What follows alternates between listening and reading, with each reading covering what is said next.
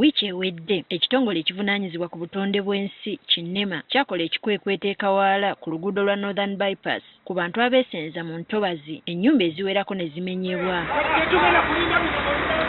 Abantu bangi baasigala basobeddwa eky'okuzzaako. Ni mukazi neekolera nvuga booda akolera Kaleerwe oba okitegedde ebyo ejaketi yange nze nagenza okujja nga enjuyi bagimenye.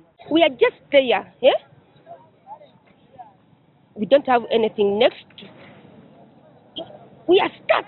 We are stuck. Kati Ssaabaminisita Robinah Nabbanja akedde kusisinkana abantu bano abaakosebwa mu kikwekweto kino. Bano bamulombojjedde ennaku gye bayitamu nga baagala gavumenti ebadduukirire kubanga tebalina wa kutandikira. Abasajja baatugwira ku ssaawa 3 ez'okumakya tusibyawo obuyumba tugenza okunoonya ekikumu. Abasajja baamenye ennyumba tebaatulekera wadde olugoye olw'okwambala. Nema bwe yajja juzi n'abasirikale bamenyamenya ebiyumba byonna ne bamenyeramu newaali enkoko zaffe zituula. Enkoko zaffe zonna ne zifiira mu kiyumba.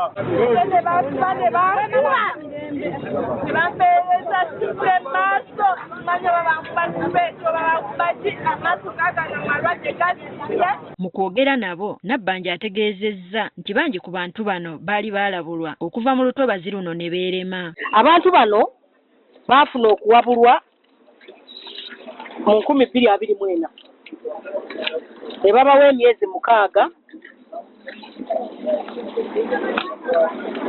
Septemba 25 2024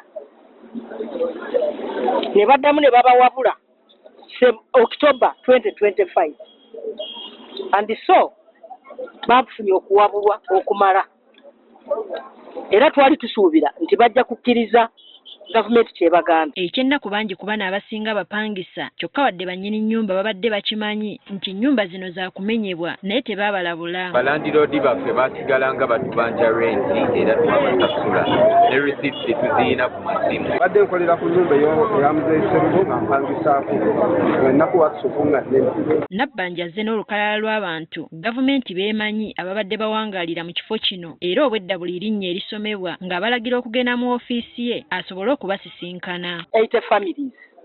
But of course nga bwe mumanyi abamu babadde bapangisa bayinza okuba tebali ku lisiti kuno. Kyokka bano akabatemye nga gavumenti weetali neetegefu kuliyirira muntu yenna eyeesenza mu lutobazi naddala abamenyeddwa ekitongole Kinema. Bw'oba omanyi oli mu ntobazi tewali kuliyirirwa. Entobazi tebajja bayirira kubanga baludde nga babagamba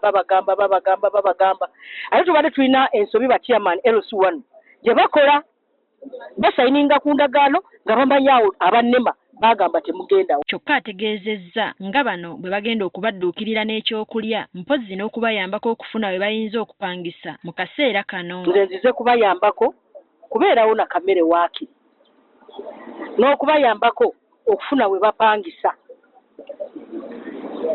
okubayambako okufuna akamere n'okubayambako okufuna we bakola ki we bapangisa. Ono era alabudde abantu bonna abeetantala okulemera mu lutobazi obutakigeza. Tubaagala naye n'obutonde tukola ki?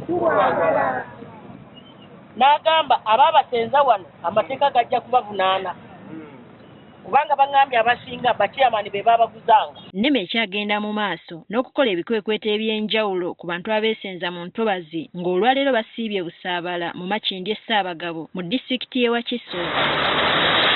Teddy Nakaliga agafeeyo ku Spark TV.